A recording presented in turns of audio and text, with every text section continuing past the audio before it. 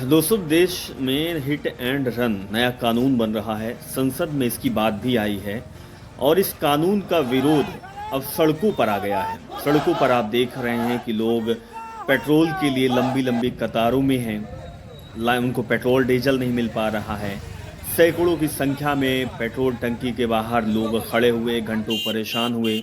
उन परेशान लोगों में से कोई युवा है, तो कोई नौकरी वाला है, तो कोई उम्र दराज वृद्ध आदमी है, कोई महिलाएं हैं, कोई प्रेग्नेंट महिलाएं हैं। सोचिए कि किन परेशानियों का सामना इस समय देश को करना पड़ता है। जी हाँ, नोटबंदी के समय जिस समय देश में बैंकों के सामने लोग लंबी लंबी कतारों में लगे रहते थे, उस समय को छोड़ दिया जाए तो एक समय हमारे पास और आया, वो कोरोना का काल था, जब सब कुछ ठप था, लोगों को खाने पीने की चीज़ें नहीं मिल रही थी और इसी तरीके से लोग अपना जीवन यापन कर रहे थे। आज वो टाइम, इसको सीधे कह सकते हैं इमरजेंसी जैसे हालात बन गए हैं।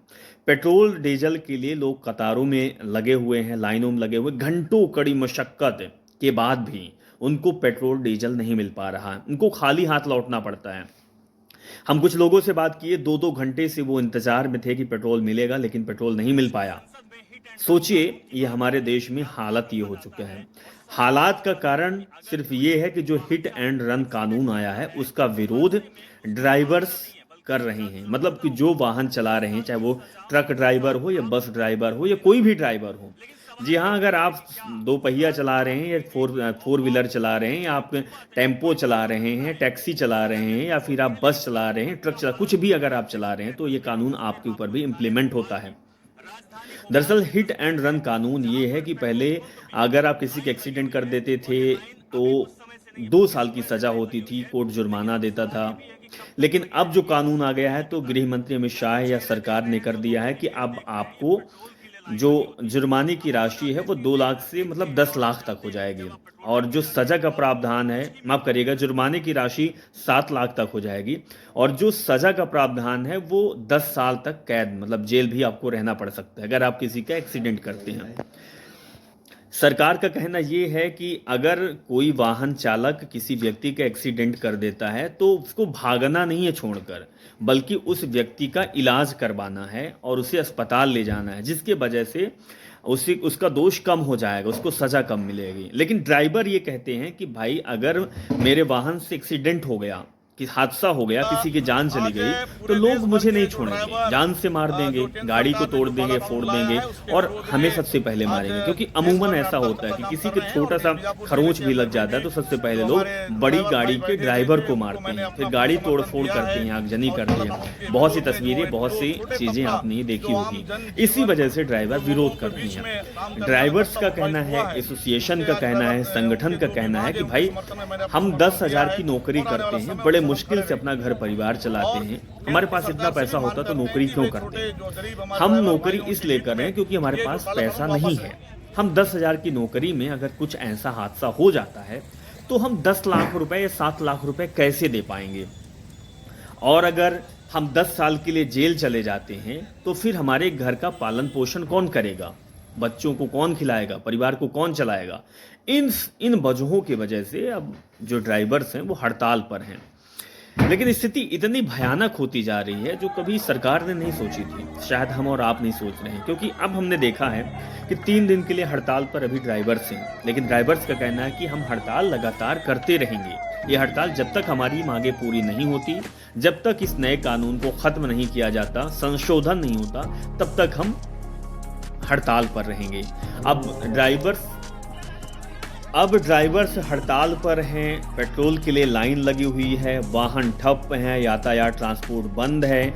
तो अब ये समझिए कि कोई भी सामान है वो देश के किसी हिस्से में नहीं जा पा रहा है। सबसे पहले हम बात करते हैं कि ज़रूरी सामान, दूध।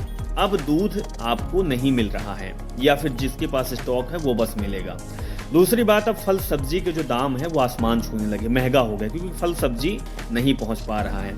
लेकिन आप ध्यान रखिए कि अगर 2-4 दिन, 6 दिन, 8 दिन इसी तरीके का चलता रहा, तो फिर जो खाने पीने की सामग्री है वो भी आपको नहीं मिल पाएगी, आपके घर तक नहीं पहुंच पाएगी, दुकान में नहीं मिल पाएगी। क्योंकि जितना स्टॉक दुकानों में है वो तो आपको मिल जाएगा, लेकिन और नहीं आ पाएगा। लेकिन आप इतना ज़रूर समझिएगा कि जो चीज़ें हैं, जो सामान है, वो महंगे ज़रूर हो जाएंगे।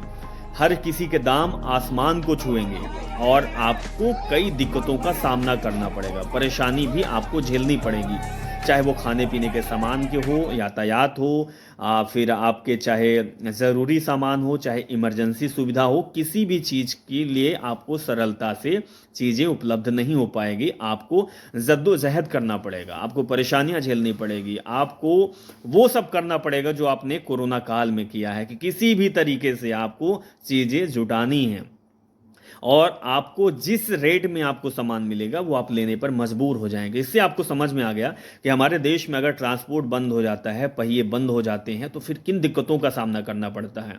अब जो लोग यात्री हैं, जो यात्रा कर रहे हैं, उनको भी भारी समस्या है। टेम्पो नहीं मिल रही, बस नहीं मिल रहे, कोई टैक्सी तैयार नहीं हो रहा। तो सोचिए कि देश में क्या चल रहा है। ये केवल एक जगह नहीं, ये पूरे देश में धरना प्रदर्शन, आंदोलन और इसी तरीके की तस्वीर निकल कर आई है। लोग किन परिस्थितियों में होगा शायद आप कल्पना कर पाएंगे, क्योंकि हम जब फील्ड में रिपोर्टिंग करते हैं, फील्ड में जाते हैं, जब देखते हैं, बातचीत करते हैं, तो हमें एहसास होता है कि भाई लोग कितने दुखी हैं, कितने परेशान हैं, कितनी समस्याओं से झेल रहे हैं। और महज संसद में इस बात को लाना कि कानून नया होगा, कानून में इतनी सारी चीजें होगी। अब सवाल ये उठता है कि क्या सरकार सही कदम उठा रही है, क्योंकि सरकार जो कदम उठा रही है वो लगातार हादसे को कम करने या फिर जो लोग हादसा करने के बाद भाग निकलते हैं तो उनके प्रति मानवता जगाने की कोशिश कर रही है। लेकिन मानवता अब कहाँ है जब इस तरीके की लाइन सड़कों पर लगी है? क्या मानवता गायब हो गई? क्या सरकार को नहीं पता था कि यह दिन देखने को मिलेगा? क्या सरकार के पास दूसरा कोई रोड मैप है? या फिर सरकार को पहले से तैयार होना चाहिए कि वो चीज़ें जो ज़रूरी सामान है, जो लोगों की ज़रूरत है, वो मुहैया हो जाए, उसकी व्यवस्था कर दें। या फिर इमरजेंसी हालात में अब तो एम्बुलेंस को पेट्रोल नहीं मिल पा रहा है, गाड़ियों को लोग रोक पा रहे हैं, या एम्बुलेंस को तो ड्राइवर चला रहा है ना, एम्बुलेंस के ड्राइवर भी हड़ताल पर हैं। तो सोचिए, सोच कर देखिए कि अब इस समय देश किन हालातों से गुजर रहा है। 2-3 दिन की जो तस्वीर निकल कर आ रही है, बहुत खतरनाक तस्वीर है। लाइनें लगी हुई है, लोग परेशान हैं, लोग जद्दोजहद से बड़े मुश्किल से किसी चीज़ को निकाल पा रहे हैं। लेकिन आने वाले जो समय होगा वो तस्वीर और भयानक होगी, जब सब्जी नहीं मिलेगा, दूध नहीं मिलेगा, बच्चे क्या करेंगे, दवाइयाँ नहीं मिल पाएगी, इमरजेंसी सेवाएं नहीं मिल पाएगी, बस नहीं मिल पाएगी, ऑटो नहीं मिल पाएगा। सोचिए कि कैसे लोग यात्रा करेंगे, कैसे लोग अपने ठिकाने पर पहुंचेंगे, लोगों को किन परेशानियों को झेलना पड़ेगा, ज़रूरी खाने पीने की चीज़ें नहीं मिल पाएगी, तब क्या होगा? कभी आपने सोचा है? शायद ये सरकार नहीं सोच पा रही है, सरकार को सोचना चाहिए। अगर सरकार ये कानून और बिल ला रही है तो सरकार को इस पर ध्यान देना चाहिए कि देश की स्थिति कैसी है और देश में इतनी आबादी है तो इसको संभाला कैसे जाए, ये सोचने की ज़रूरत है। आपकी क्या राय है, कमेंट कर आप ज़रूर बताइए। लेकिन ये पूरा जो मामला है हिट एंड रन कानून को लेकर है, जिसकी वजह से ड्राइवर हड़ताल पर हैं और स्थिति परिस्थिति में बदल रही है।